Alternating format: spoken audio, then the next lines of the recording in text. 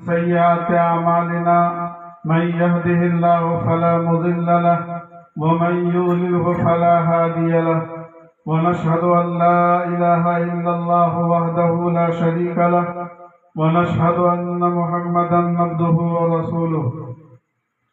أعوذ بالله من الشيطان الرجيم. بسم الله الرحمن الرحيم. وأنتم الأعلون إن كنتم مؤمنين. میرے محترم بزرگوں، پردہ نشین میری ماں اور بہنوں، اللہ تبارک و تعالیٰ کا بے انتہا فضل و احسان ہوا کہ اس نے ہم سب کو ایک ایسی مجلس میں بیٹھنے کی توفیق عطا فرمائی جس کے لیے اللہ تبارک و تعالیٰ کے مقدس فرشتے دعائے مغفرت اور دعائے رحمت کرتے ہیں، اور جہاں کہیں بھی ایسی مجلسیں قائم ہوتی ہے فرشتے ان کو پروانہ وار گھیر لیتے ہیں اور اس مجلس میں بیٹھنے والوں کے لیے دعائے مغفرت اور دعائے رحمت کرتے ہیں۔ اللہ تبارک و تعالی ہمیں بارہا ایسی مجلسوں میں بیٹھنے کی توفیق عطا فرمائے۔ بزرگوں اور دوستوں، ابھی جو ہم اور آپ بیٹھے ہوئے ہیں یہ اصل میں تعزیتی مجلس ہے۔ تعزیت کہتے ہیں کہ کسی کے یہاں کسی کا انتقال ہو جائے اور اس کی تسلی کے لیے، اس کو دلاسا دینے کے لیے 10 آدمی جہاں بیٹھ جاتے ہوں اس کو تعزیتی مجلس کہا جاتا ہے۔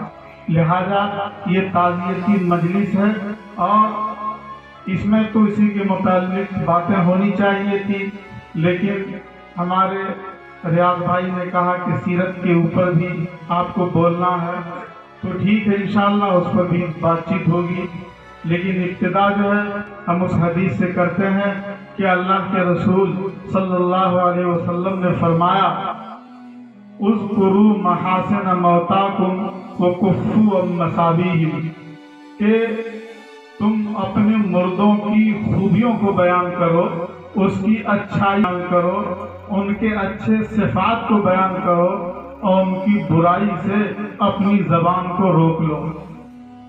تو بزرگوں دوستوں، محترم مرحوم جناب آفتاب صاحب اس دنیا میں انہوں نے بہت ساری نیکیاں کی، بہت ساری خوبیوں کے حامل تھے، بہت اچھے صفات تھے، اور سلام و کلام کا معاملہ ایسا تھا کہ بڑھ کر کے خود سلام کیا کرتے تھے، یہ ان کی بہت بڑی صفت تھی۔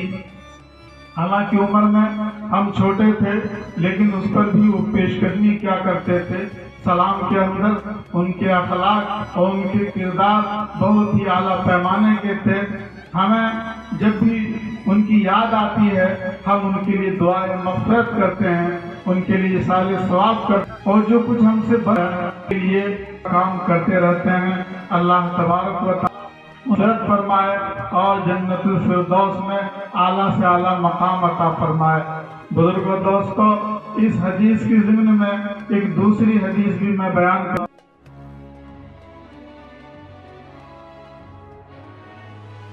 سکتا ہے۔ تو اللہ کے رسول نے اعلان کیا جس سے صحابہ ہے وہ کرنے لگے، پوچھنے لگے، ایک جنازہ اللہ علیہ وسلم کے سامنے گزرتا ہے، اللہ کے رسول فرماتے وجب، پھر کچھ وقفے کے بعد گزرتا ہے تو اللہ کے نبی صلی اللہ علیہ وسلم فرماتے ہیں وجبت۔ صحابہ کرام کو بہت تعجب ہوا، انہوں نے سمجھا کہ آج تک اللہ کے نبی صلی اللہ علیہ وسلم نے تو اس طرح کی باتیں نہیں بتلائی ہے، اور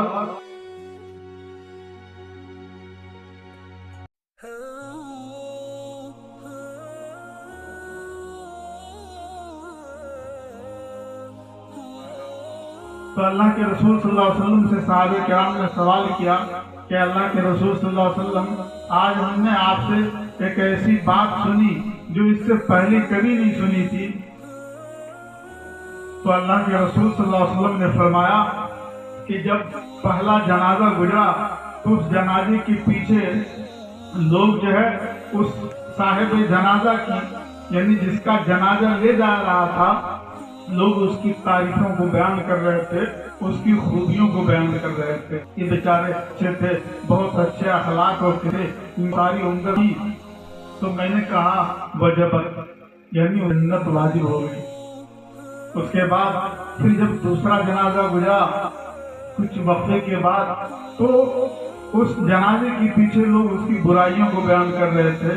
انہوں نے اپنی زندگی میں جو لوگوں کو پریشان کیا تھا، لوگوں پر ظلم و زیادتی کی تھی، لوگوں پر جو ہے ان کی زمین تنگ کر رکھا تھا اور ہر طرح سے پریشان کیا تھا، اب مرنے کے بعد لوگ اس کی برائیوں کو بیان کر رہے ہیں اور اس کو برا بھلا کہہ رہے ہیں.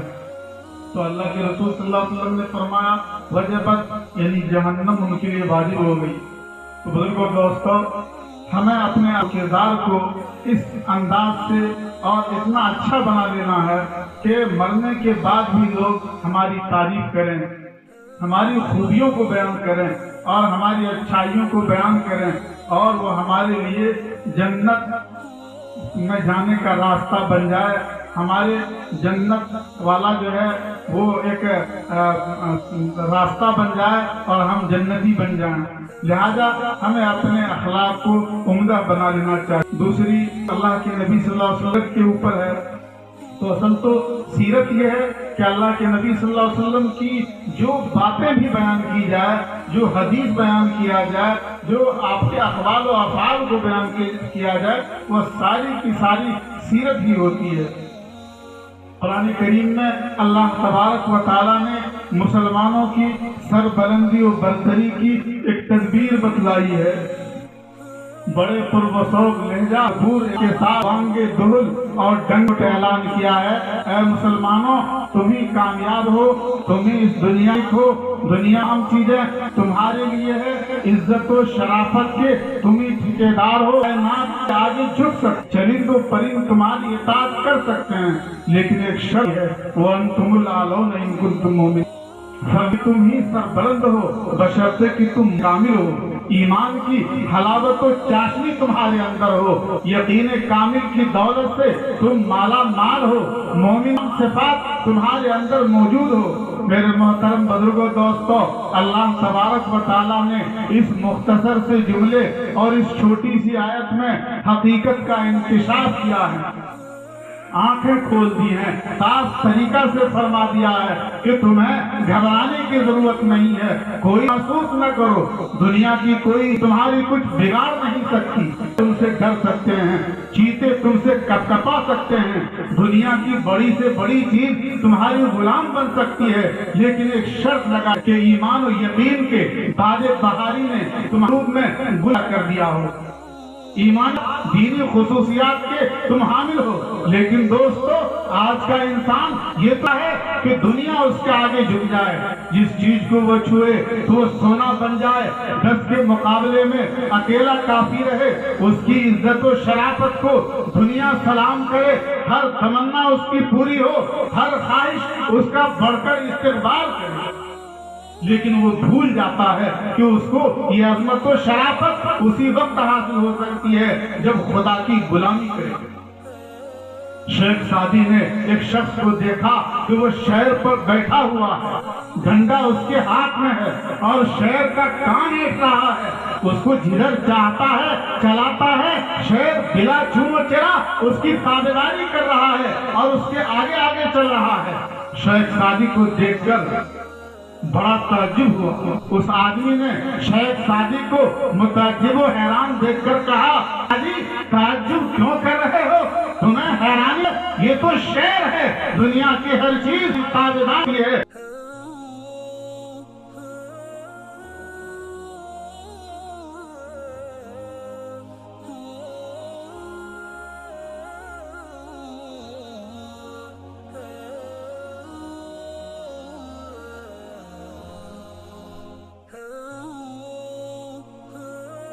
فرمایا ہے کہ من کان للہ کان اللہ لہ، کہ جو اللہ کے لیے ہو گیا اللہ اس کا ہو گیا.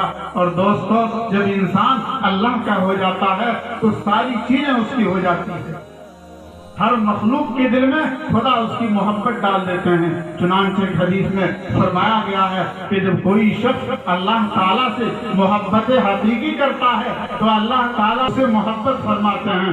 جبرائیل علیہ السلام سے کہتے ہیں کہ جبرائیل میں فلاں بندہ سے محبت کرتا ہوں، تم بھی اس سے محبت کا معاملہ کرو۔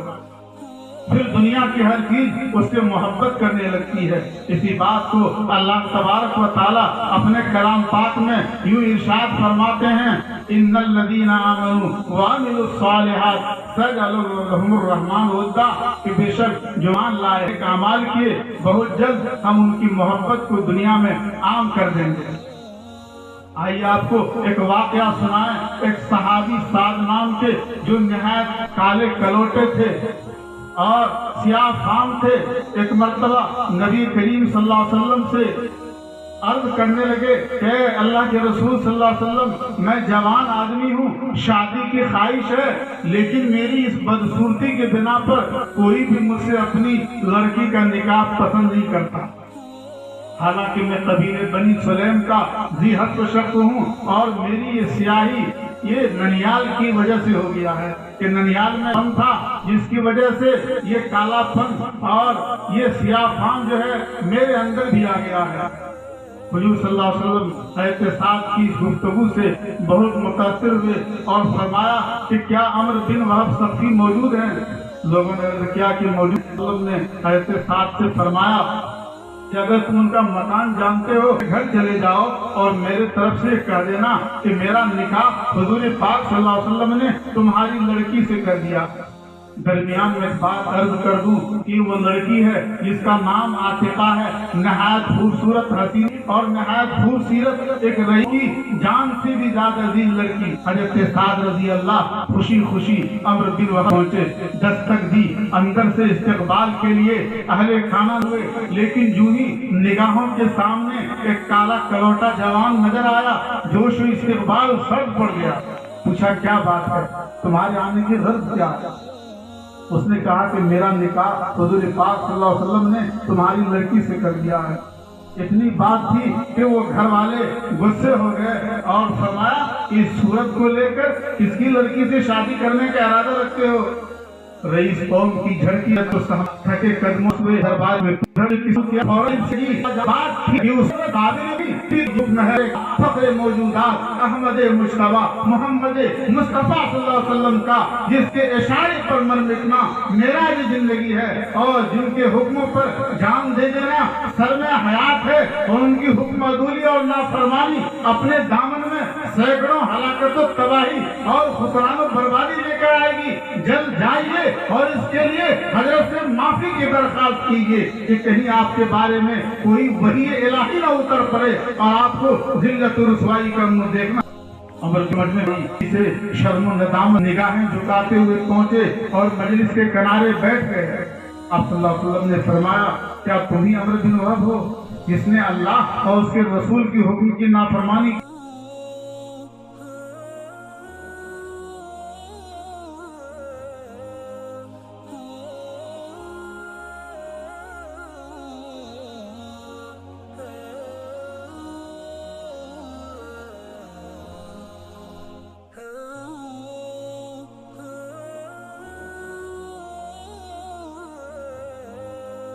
کیا یہ شخص جھوٹا ہے، لیکن اب تصدیق ہو گئی کہ واقعات آپ نے وہ فرمایا تھا۔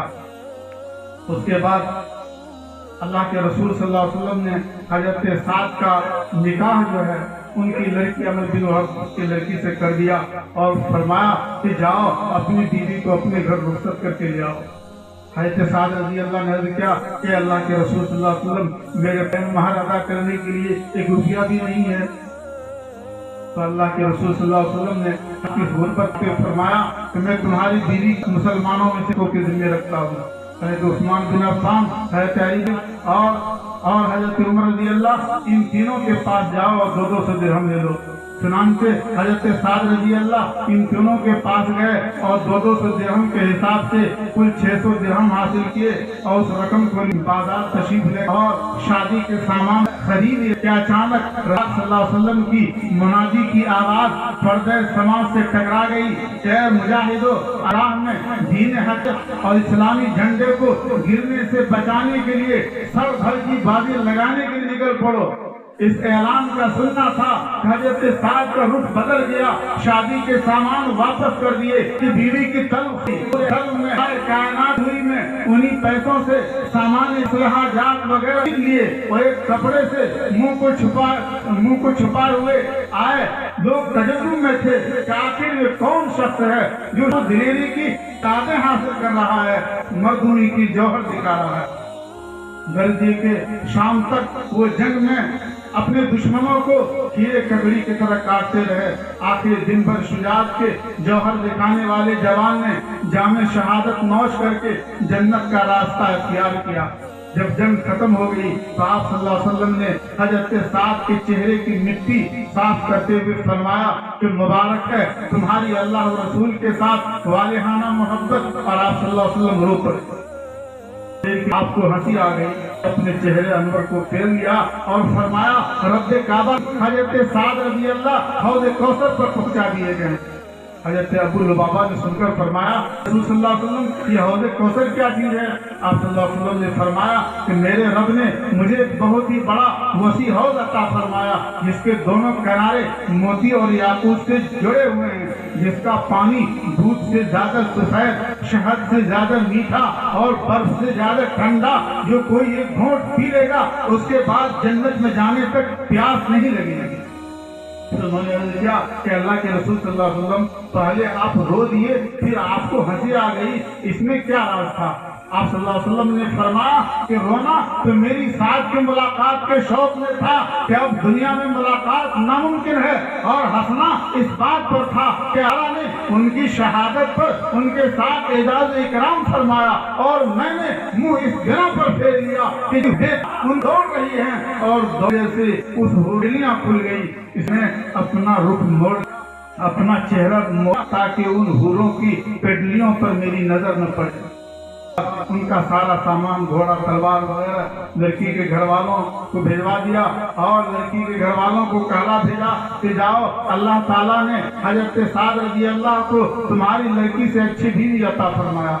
बुजुर्गों दोस्तों, इत्तिबा रसूल के सिलसिले में ये अजीब सबक आमूद वाक़या हमें इस बात को उभारता है कि हम भी अल्लाह और रसूल की मर्जियात पर अपने आप को फना कर देने वाले और कुर्बान करने वाले बन जाएं। इसीलिए अल्लाह के कुरान करीम में अल्लाह तबारक व तआला फरमाते हैं लक़द काना लकुम फी रसूलिल्लाहि उस्वतुन हसना, कि तुम्हारे लिए बेहतरीन नमूने जिंदगी अल्लाह के रसूल सल्लल्लाहु अलैहि वसल्लम में है। और फरमाया मैं ये अल्लाह की रसूल फरमानी की, अल्लाह की नाफरमानी की, आप ही के इताअत और नाफरमानी कुफ्र इस्लाम में फर्क करने वाली है।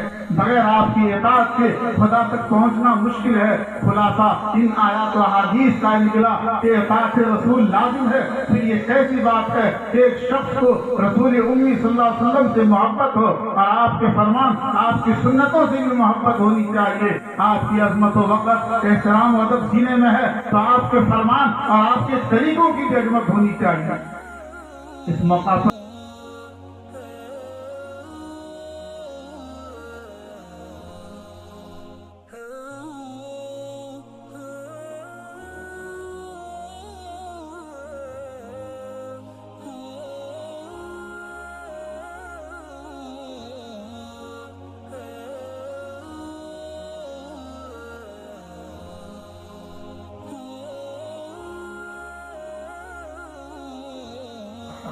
लोगों को एतराज हुआ एक बादशाह सलामत एक गुलाम को इतना ज्यादा मरूर रखते हैं। तो एक बार बादशाह ने सारे दरबारियों के दरमियान एक नहायत बेशकीमत हीरा मंगाया और वजीर आजम से कहा कि इसको तोड़ दो। वजीर आजम ने सोचा कि हीरा तो कीमती है और बादशाह ने तोड़ने का हुक्म दिया है, कहीं इसके दिमाग में कुछ खलल तो नहीं आ गया। उसने कहा कि हुजूर इस पर नजरसानी फरमाएं, ऐसा हीरा यहाँ नहीं मिलेगा। उसके बाद बादशाह ने दूसरे वजीर को हुक्म दिया। उसने सोचा कि जब वजीर आजम ने इसको तोड़ने की हिम्मत नहीं की तो मेरी क्या मजाल है। गर्ज है कि उसने भी उज़्र कर दिया। यहाँ तक कि सुल्तान महमूद के جو 63 وزیر تھے 63 کے 63 وزیروں نے انکار کر دیا ہیرا توڑنے سے۔ آخر میں بادشاہ نے ایاز کو ہیرا دیا کہ تم اسے توڑ دو۔ ایاز نے ہیرا ہاتھ میں لیا اور ایک پتھر نیچے اور ایک پتھر اوپر رکھ کر مارا کہ چکنا چور کر دیا۔ بادشاہ نے کہا کہ بس یہی ادا ہے جس کی وجہ سے میں اس کو محبوب رکھتا ہوں۔ وزیروں نے پوچھا ارے تجھے اتنی قیمتی ہیرے توڑنے کی کیسے جرأت ہو گئی؟ تم نے بہت ہی قیمتی ہیرا توڑ کر بادشاہ کا نقصان کر دیا۔ تو ایاز نے کہا کہ میں نے تو موتی ہی توڑی ہے اور تم نے شاہی حکم توڑ دیا۔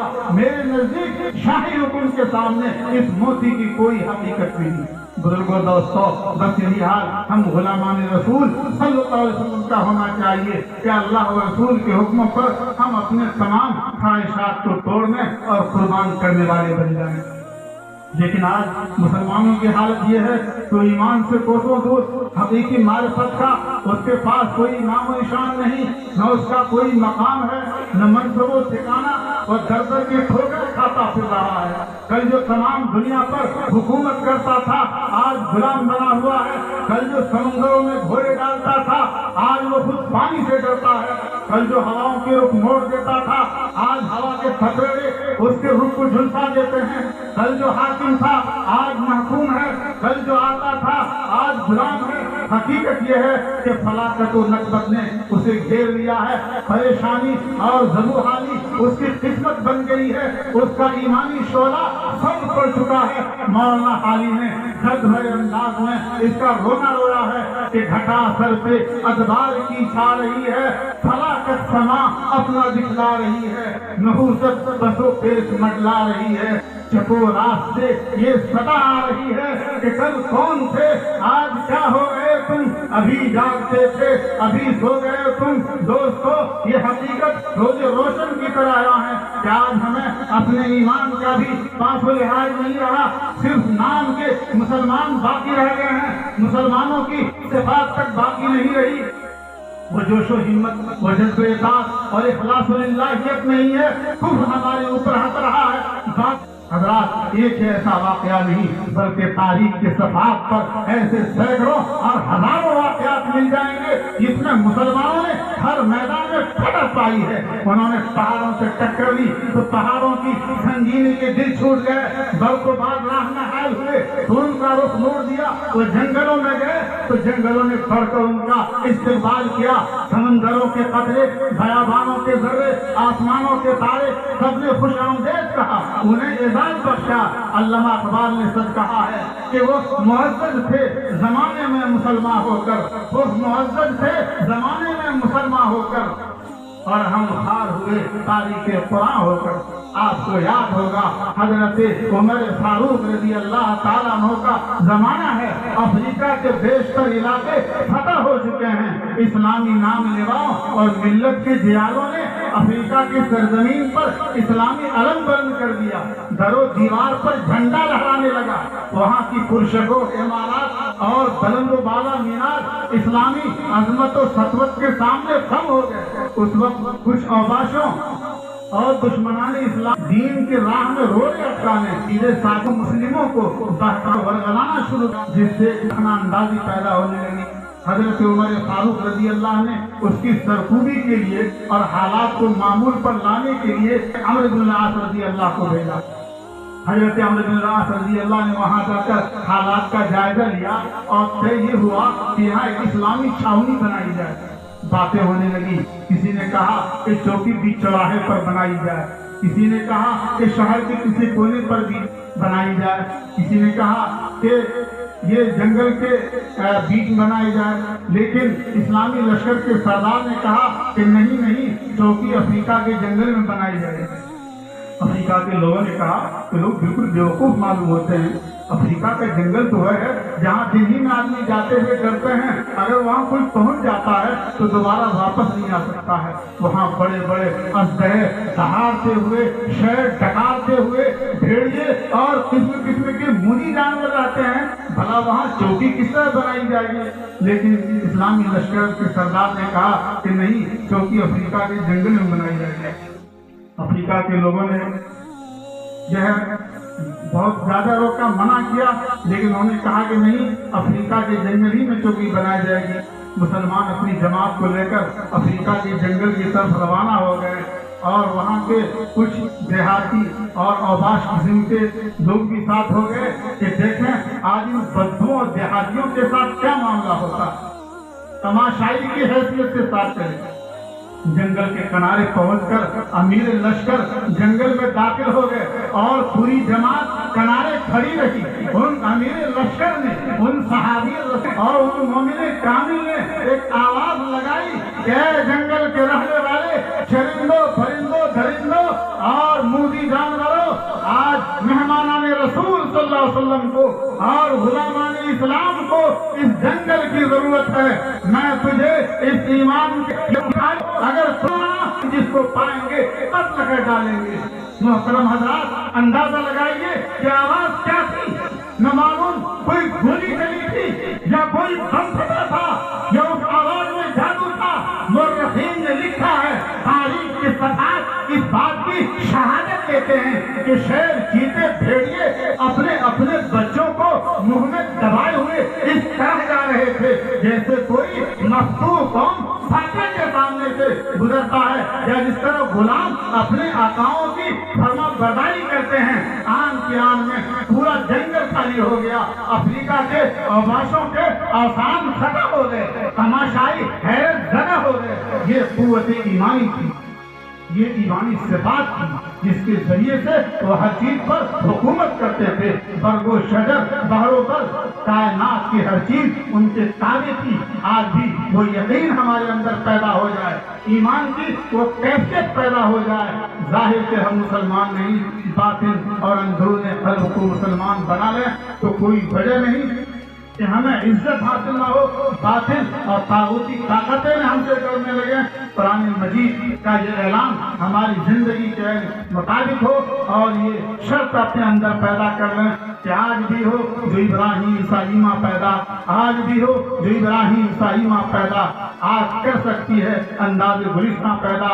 بزرگوں، دوستو، ہم اپنے مرحوم کے لیے دعائے مغفرت کریں، اور ہم لوگ یہ نہیں سمجھ لیں کہ یہ 10واں 20واں چہارم وغیرہ کر کے ہم خالی ہو جائیں، بلکہ ہمیں پوری زندگی اپنے مرحوم کو یاد رکھنا ہے۔ اگر ہم ان کے لیے دعائیں مغفرت کریں گے، ایصال ثواب کریں گے، تو اللہ تبارک و تعالیٰ ایٹومیٹک مرنے کے بعد ایسے لوگوں کو تیار کر دیں گے جو ہمارے لیے دعائیں مغفرت کریں گے، ہمارے لیے ایصال ثواب کریں گے۔ لہذا ہمیں اپنے مرحوم کو بھولنا نہیں ہے، ہمیشہ اپنی دعاؤں میں یاد رکھنا ہے، اور اس کے لیے کوئی ضروری نہیں ہے کہ آپ 10-20 بچوں کو لا کر کے قرآن خوانی کرائیں تبھی ثواب ملے گا، بلکہ جب آپ مسجد میں نماز پڑھنے کے لیے جائیں 3 مرتبہ قل ہو اللہ پڑھ لیں، اور پڑھ کر کے یہ دعا کریں، اے اللہ ہم نے یہ جو کہا ہے رسول اللہ صلی اللہ علیہ وسلم کو پہنچا کر کے ہمارے ابا مرحوم جو اس دنیا سے گزرے، یا نانا مرحوم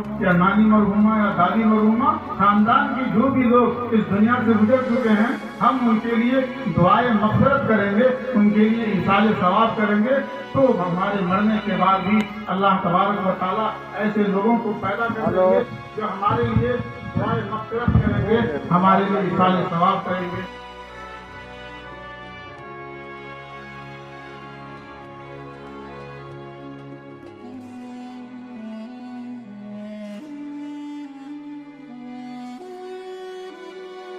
بها أقصى الغايات من جميع الخيرات في الحياة بعد الممات إنك على كل شيء قدير۔ اے اللہ، ہم لوگوں نے دن میں جو کچھ بھی قرآن کریم کی تلاوت کی ہے، اور ابھی بھی جو کچھ تلاوت کی گئی ہے یا جو دین کی باتیں کی گئی ہے، ان سب کا ثواب رسول پاک صلی اللہ علیہ وسلم کے روح مبارک کو پہنچا کر کے اس کے صدقے طفیل سے جتنے بھی انبیاء اس دنیا میں آدم سے عیدم تک گزر چکے ہیں، جتنے صلحاء اور بزرگان دین اولیاء اللہ گزر چکے ہیں، ان کی روحوں کو اس کا ثواب پہنچاتے ہوئے ان کے صدقے طفیل سے جناب آفتاب عالم خان کے روح کو پہنچا دیجئے۔ اسی طرح ان سے پہلے ان کے والد مرحوم اس دنیا سے گزر چکے ہیں، اے اللہ اس کی روحوں کو بھی اس کا ثواب پہنچا دیجئے، ان کی والدہ کو بھی اس کا ثواب پہنچا دیجیے۔ اسی طرح اس خاندان کے جتنے بھی لوگ اس دنیا سے گزر چکے ہیں، اے اللہ ان سب کی روحوں کو اس کا ثواب پہنچا دیجیے۔ اسی طرح جتنے بھی مسلمان مرد عورت اس دنیا سے گزر چکے ہیں، اے اللہ ان سب کی روحوں کو اس کا ثواب پہنچا دیجیے، سب کی بخشش فرما دیجیے، سب کی مغفرت فرما دیجیے، سب کے لیے جنت کے فیصلے فرما دیجیے، جنت الفردوس میں اعلیٰ سے اعلیٰ مقام عطا فرما دیجیے۔ اے اللہ قرآن کریم کی تلاوت کی وجہ سے اس گھر کے اندر بھی خیر و برکت عطا فرما دیجیے، ہر طرح کے حوادثات، آفات، مسائل اور پریشانیوں سے اس گھر کی، اس گھر والوں کی حفاظت فرما دیجیے۔ اے اللہ قرآن کریم کے طفیل گھر والوں کے تمام جائز مقاصد کو پورا فرما دیجیے، تمام جائز حاجات اور ضروریات کو پورا فرما دیجیے۔ اے اللہ ہم سب کی اس مختصر سی دعا کو، جو دعائیں ہم لوگوں کے مانگنے سے باقی رہ گئی ہے، ان تمام دعاؤں کو بھی رسول پاک صلی اللہ علیہ وسلم کے صدقے طفیل سے قبول فرما لیجیے۔